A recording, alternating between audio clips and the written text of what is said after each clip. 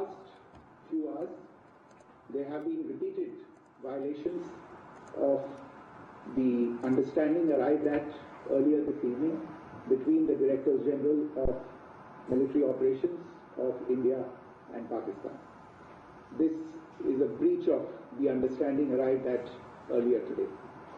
The armed forces are giving an adequate and appropriate response to these violations, and we take very, very serious notice of these violations.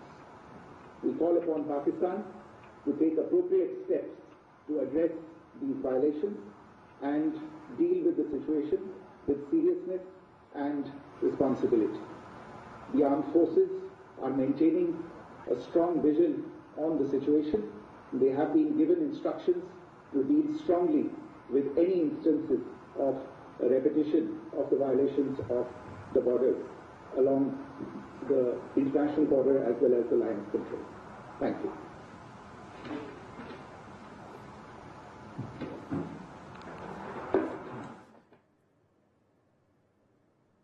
বিদেশ সচিব বিক্রম মিশ্র এই মুহূর্তে সাংবাদিক সম্মেলন করে জানিয়ে দিলেন যে পাকিস্তান সংঘর্ষ বিরতি লঙ্ঘন করেছে এবং ডিজিএম এর মধ্যে যে 4 ঘন্টা 5 ঘন্টা আগে যে কথা হয়েছিল, যে বক্তব্য রাখা হয়েছিল যে দুদেশই সংঘর্ষ বিরতি করবে, সেই বক্তব্য রাখলো না পাকিস্তান। সেই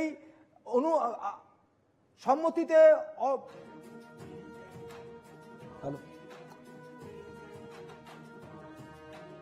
আমরা জানি রাখি এই মুহূর্তে সব রাজ্যের মুখ্য সচিবদের সঙ্গে বৈঠক, চীনের বিদেশ মন্ত্রীর সঙ্গে ফোনে কথা এনএসএ অজিত ডোভালের। আমরা জানি রাখি এই মুহূর্তে অত্যন্ত গুরুত্বপূর্ণ খবর, পাকিস্তানের সংঘর্ষ বিরতি লঙ্ঘনের পরই একাধিক বৈঠক। পাকিস্তানের সংঘর্ষ বিরতি লঙ্ঘনের পরে একাধিক বৈঠক, স্বরাষ্ট্র সচিবের সঙ্গে বৈঠকে আইবি প্রধান।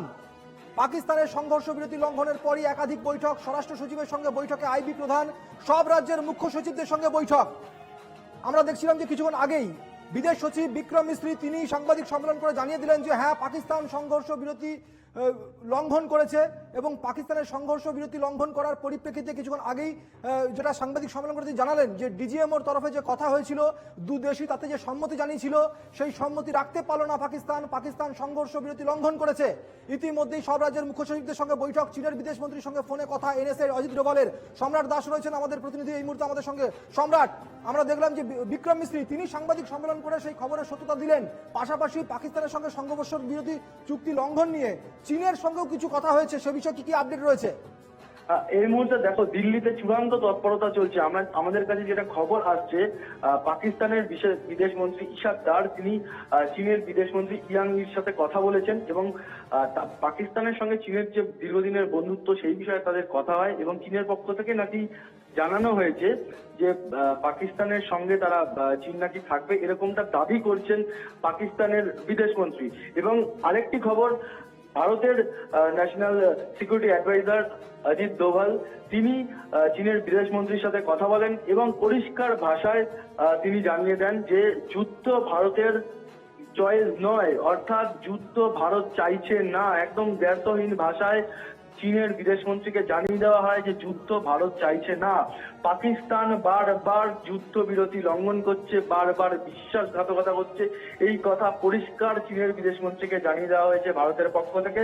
এবং এর পাশাপাশি আরো একটা খবর রয়েছে, এই মুহূর্তে দিল্লিতে যেটা আমরা খবর পাচ্ছি, স্বরাষ্ট্রমন্ত্রী অমিত শাহ, স্বরাষ্ট্র সচিব এবং তার সঙ্গে সঙ্গে আইবি প্রধান এবং বিভিন্ন রাজ্যের যে স্বরাষ্ট্র সচিবরা রয়েছেন তাদেরকে নিয়ে একটা বৈঠক হয়। দেশের ভেতরের অর্থাৎ দেশের আভ্যন্তরীণ নিরাপত্তা যাতে সুরক্ষিত থাকে, যাতে সুনিশ্চিত হয়, সেই বিষয়ে সমস্ত রকম পদক্ষেপ নিতে বলা হয়েছে। সমস্ত রাজ্যের যারা সচিব রয়েছেন তাদেরকে বলা হয়েছে কোনো রকম ফাঁক রাখা যাবে না, সমস্ত রকম ব্যবস্থা নিতে হবে যাতে দেশের মানুষের আভ্যন্তরীণ যে সুরক্ষা সেই সুরক্ষা বজায় থাকে।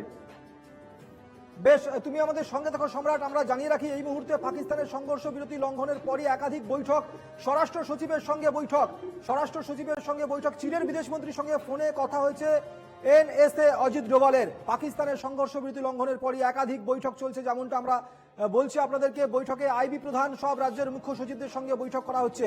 আইবি প্রধান রয়েছেন, সব রাজ্যের মুখ্য সচিবদের সঙ্গে বৈঠক করা হচ্ছে। পাশাপাশি আমরা দেখলাম একই সঙ্গে আজকে যেটা স্ট্যান্ড পয়েন্ট ছিল সম্রাট ভারতের, যে ভারত সংঘর্ষ বিরতিতে তো রয়েছে, সংঘর্ষ বিরতিতে সম্মতি জানাচ্ছে ভারত, কিন্তু যে কোনো রকম জঙ্গি কার্যকলাপের বিরুদ্ধে কিন্তু ভারতের লড়াই চলবে। এই পরিপ্রেক্ষিতে যদি কোনো রকম ভাবে এগুলোকে জঙ্গি কার্যকলাপের আন্দোলনে আনা হয় বা যদি কোনো রকম ভাবে জঙ্গি কার্যকলাপ হয়, তা কিন্তু যুদ্ধ হিসেবেই দেখবে ভারত, যেটা বলা হয়েছিল ভারতের তরফ থেকে। সেক্ষেত্রে দাঁড়িয়ে কি কোনো বড় বার্তা আসতে পারে? দেখো, যেটা বিক্রম মিস্ত্রি, মিনিস্ট্রি অফ এক্সটার্নাল অ্যাফেয়ার্স এর যিনি সচিব অর্থাৎ বিদেশ সচিব, তিনি কিন্তু পরিষ্কার জ্যাসমিন ভাষায় জানালেন যে গত 2 ঘন্টা ধরে পাকিস্তান যে যুদ্ধবিরতি বা সংঘর্ষ বিরতি তা লঙ্ঘন করেছে এবং আমাদের 3 সেনাকে ফ্রি হ্যান্ড দেওয়া হয়েছে যে তারা রিটালিয়েট করবে। সেই রিটালিয়েশনে ফ্রি হ্যান্ড দেওয়া হয়েছে, অর্থাৎ যেটা বলা হচ্ছিল যে আজকে দুপুরে যুদ্ধবিরতির পর যেটা ভারতের পক্ষ থেকে ঘোষণা করা হয়েছিল যে এই মুহূর্তে সেনারা কোন রকম অ্যাক্টিভিটি করবে না, যেহেতু যুদ্ধবিরতি চলছে এবং যেহেতু পাকিস্তান বিশ্বাসঘাতকতা করেছে এবং সেই কারণে এই মুহূর্তে সেনাদের কিন্তু পরিষ্কার বলে দেওয়া হয়েছে তারা রিটালিয়েট করার জন্য তৈরি থাকতে। এবং সেটা বলা হয়েছে যেহেতু পাকিস্তান সিজফায়ারের যে মৌখিক এগ্রিমেন্ট অর্থাৎ মৌখিক যে একটা 2 দেশের মধ্যে কথা হয়েছিল, 2 দেশের যে সেনা কর্তাদের সাথে কথা হয়েছিল তারা সম্মত হয়েছিলেন এবং তারপর আমাদের সরকারি তরফে কথা হয়েছিল, সেইটাকে ভায়োলেট করে যখন পাকিস্তানের পক্ষ থেকে প্রায় 2 ঘন্টা ধরে হামলা চালানো হয় ভারতের দিকে, সেই কারণেই এই মুহূর্তে পরিষ্কারভাবে জানিয়ে দেওয়া হলো যে ফোর্সের পক্ষ থেকে 3টে যে ফোর্স রয়েছে আমাদের স্থলবাহিনী, নৌবাহিনী এবং বিমান বাহিনী, তারা প্রত্যেকেই সিচুয়েশন অর্থাৎ পরিস্থিতির ওপর সব সময় নজর রাখবে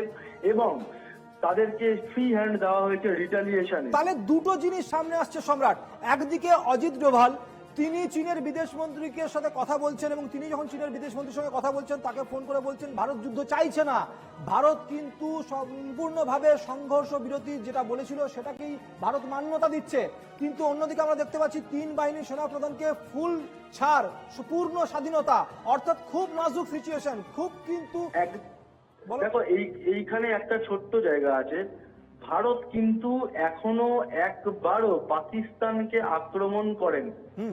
ভারত প্রত্যাঘাত করেছে, পাকিস্তান বারবার আক্রমণ করছে এবং সেই জায়গা থেকেই কেন্দ্রের তরফে 3 বাহিনীকে বলা হয়েছে পাকিস্তান যদি আক্রমণ করে তাহলে যোগ্য জবাব দিতে হবে এবং যোগ্য জবাব দেওয়া হবে, এই ছাড়টা সেনাদের দেওয়া হয়েছে। কিন্তু কখনোই আমরা ভারতের পক্ষ থেকে কখনোই বলিনি বা আমাদের দেশের সরকার কখনোই বলেনি আমরা পাকিস্তানকে আক্রমণ করব। আমরা বারবার বলছি পাকিস্তানকে বা আমাদের দেশের সরকার বারবার বার্তা দিচ্ছে পাকিস্তানকে যে তোমরা থেমে যাও, আমরা কিন্তু আক্রমণ বা যুদ্ধ চাই না, আমরা চাই মানবতার পথে আলোচনার পথে এই সমস্যার সমাধান হোক। কিন্তু যদি পাকিস্তান আক্রমণ করে তাহলে কিন্তু যোগ্য জবাব পাবে। গত 3 দিন ধরে আমরা যেটা দেখছি যে পাকিস্তান আক্রমণ করছে, যোগ্য জবাব পাচ্ছে, তারপরেও তারা থামছে না এবং বিশ্বাসঘাতক পাকিস্তানের কিন্তু যোগ্য জবাব তারা পাবেই, এরকম বার্তা করা হবে। কিন্তু আবার আজকে এই মুহূর্তে যে বিক্রম মিস্ত্রি তিনি দিয়ে দিলেন এবং মুখোশ খুলে গেল পাকিস্তানের আর কোনো মুখোশ নেই, আর না তাদের মুখ আছে না তাদের মুখোশ আছে, তাদের কিচ্ছু নেই। গত 3-4 দিনে তারা বেআব্রু হয়ে গিয়েছে এবং পরিষ্কার হয়ে গিয়েছে সেই দেশে সরকার নামক কোনো বস্তু নেই। সেখানে একদম সন্ত্রাসবাদীদের দ্বারা যে পাকিস্তানের সরকার নিয়ন্ত্রিত হয়, তারা যে শুধুমাত্র ভারতকে আক্রমণ শানাবে সেটাই পরিষ্কার হয়ে গিয়েছে এবং সন্ত্রাসের আতুরঘর পাকিস্তান আরো একবার প্রমাণিত হয়ে গেছে। ভারতের একের পর এক যে রিভিল করেছে ভারত, যে প্রথম দিন অপারেশন সিঁদুরের 9টি জায়গায় যে প্রিসাইজ অ্যাটাক হয়েছিল বা প্রিসাইজ যে প্রত্যাঘাত হয়েছিল সেখানে কিন্তু 9টি ছিল জঙ্গি ঘাঁটি এবং তারপর আমরা দেখতে পারলাম জঙ্গিদের রাষ্ট্রীয় মর্যাদায় শেষকৃত্য করানো হলো এবং সেখানে পাকিস্তানের সেনারা পর্যন্ত উপস্থিত থাকলো। তাহলে এখানেই পরিষ্কার হয়ে গিয়েছিল যে সেনাদের নিয়ন্ত্রণ জঙ্গিরাই করছে, ফলে সেই দেশটা যে জঙ্গিদের দেশ, জঙ্গিদের আতুরঘর, সেটা একদম প্রমাণিত। কিন্তু তবুও ভারত মানবতার খাতিরে বারবার বলে যাচ্ছে যে আমরা যুদ্ধ চাই না। গুরুত্বপূর্ণ বিষয় সম্রাট এই জায়গাটা, যেখানে IMF যে লোন দিয়েছে পাকিস্তানকে, সেই লোন করে দেওয়াটা কিন্তু একটা প্রশ্রয় দেওয়া পাকিস্তানকে, কারণ ভারত তার প্রতিবাদ জানিয়েছে, কারণ পাকিস্তানকে এত পরিমাণ লোন দিলে পাকিস্তান সেগুলো জঙ্গি কার্যকলাপেই কাজে লাগাবে। অবশ্যই সেটা ভারতের তরফ থেকে একদম যুক্তিপূর্ণ ভাবে তুলে ধরা হয়েছিল যে আপনারা যে বিগত দিনে একাধিকবার পাকিস্তানকে ডলারের পর ডলার আপনারা লোন দিচ্ছেন, বিলিয়নের পর বিলিয়ন ডলার লোন দিচ্ছেন, সেই টাকা কিন্তু পাকিস্তানের যে সাধারণ মানুষ, যে খেটে খাওয়া মানুষ, যারা কৃষক, যারা শ্রমিক, যারা কোথাও কাজ করেন বা একদম সাধারণ মানুষ, তাদের কোনো রকম উন্নতি কল্পে কিন্তু কাজে লাগে না। এই পুরো ফান্ডিংটাই ব্যবহার হয় জঙ্গি কার্যকলাপে, বিশেষ করে ভারতে আক্রমণ শানাতে। একের পর এক যে বিগত দিনে হামলা হয়েছে, সম্রাট, তাতে তুমি আমাদের কিন্তু- সঙ্গে থাকো, তুমি আমাদের সঙ্গে থাকো সম্রাট।